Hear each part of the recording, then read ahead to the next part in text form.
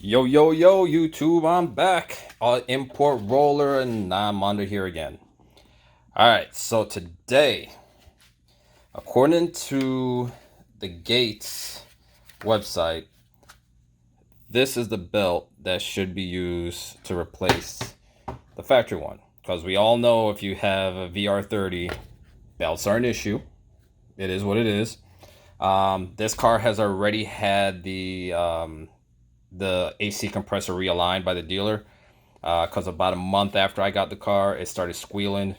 And the very next day I brought it to the dealer, they checked it, they said it was misaligned. It is one of the VIN numbers that were noted that it could happen to. So they aligned it. I got it back not even a few hours later. Actually, I dropped it off on I think it was like a Wednesday night, and it was ready Thursday morning. So when I got out of work on Thursday, went and picked up the car. All right, so just so you see the update, blow-off valves are in there. And these are the Turbo Smart blow-off valves. The first, we're going to do today's project, which is a serpentine belt.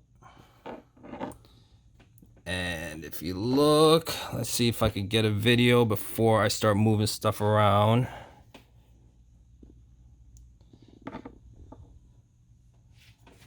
It's kind of hard to see on this. Let's see. Right, there's the pulley. So you see where the marks are at. So it's right in the middle. So there's probably a little bit of flex in the belt right now. Not a whole lot, just a little bit. So probably don't actually need to change this yet, because looking at the belt, I don't see any grooves in it showing that the belt's starting to split. I don't know, they might have actually changed this belt when they realigned everything, now that I think about it. I should check the paperwork before I go replacing this. But I don't have any flex in it. So you know what?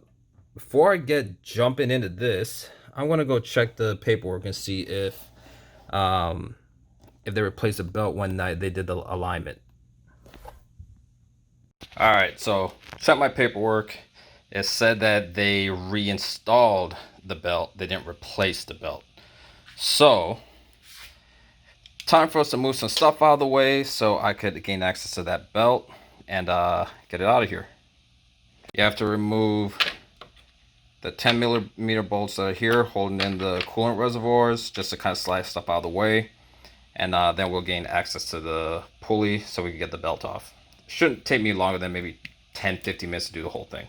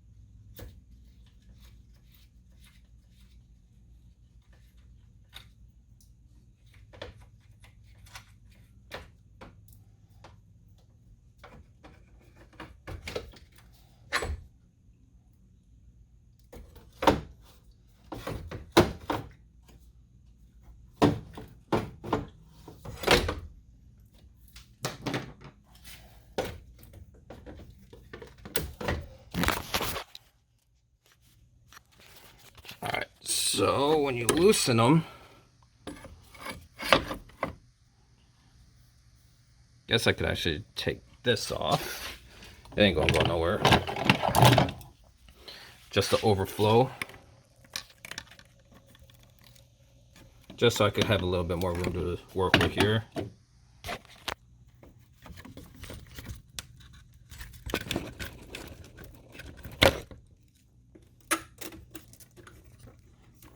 Put this off to the side.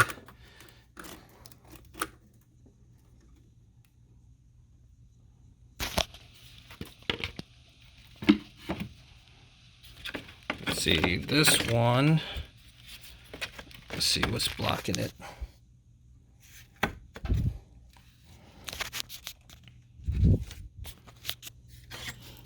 There's a bracket right there, so can't really move this one too much.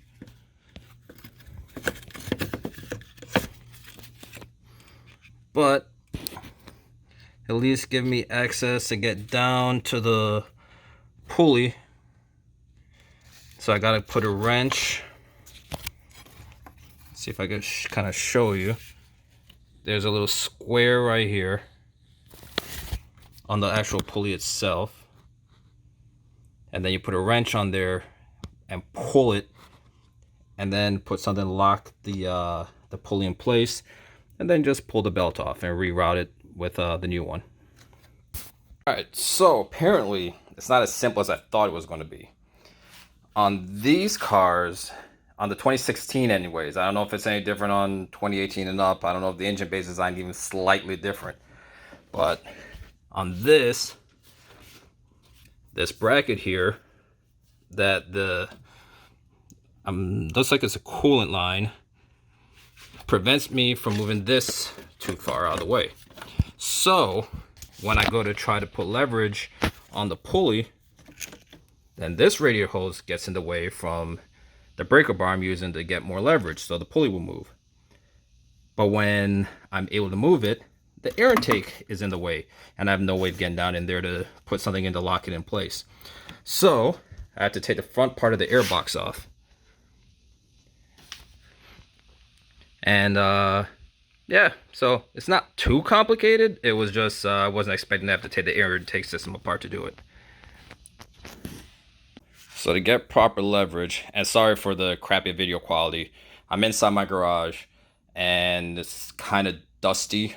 So, and with the flash on the camera, it's picking up the haze from everything. So I use just basically the handle from my old jack, put it on my ratchet so I have a little bit more leverage.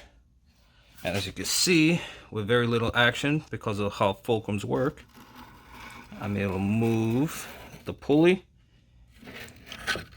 get it lined up to where I need to put the what am I using here? I'm actually going to use a hex bolt, or not bolt, but a hex tool to hold it in place wherever I put it. Oh, there it is.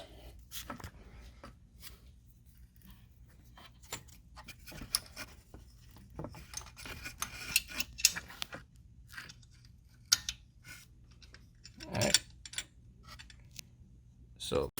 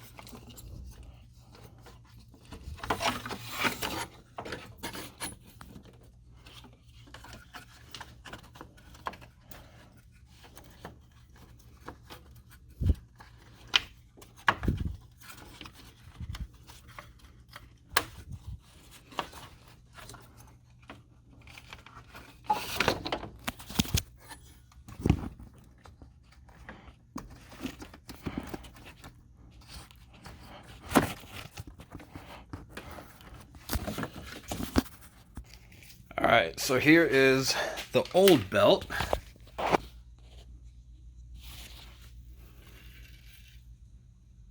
Doesn't look like anything's actually wrong with it, but that doesn't mean it hasn't been stretched a little, because that tensioner is strong as hell. Now, before I go throwing the Gates belt on, here's a Gates one. Kind of compare. Gates on the left, OEM is on the right.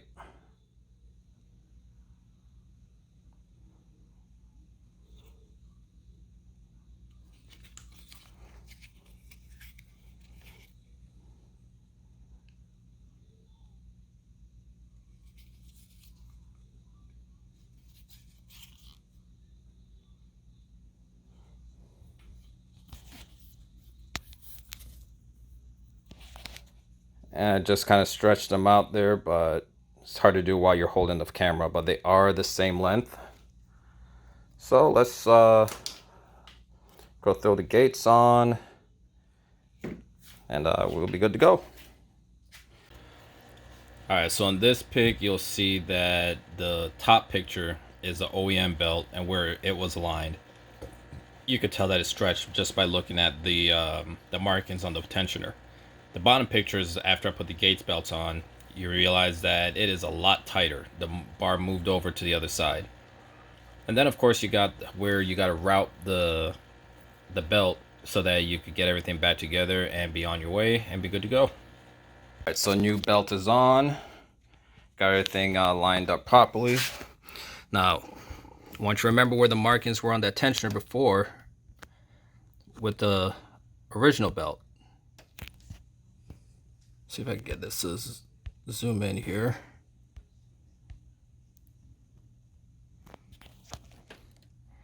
See where it's at now? That's how much slack the factory belt had on it compared to this one. But as you see, belt is lined up. All grooves are matching up.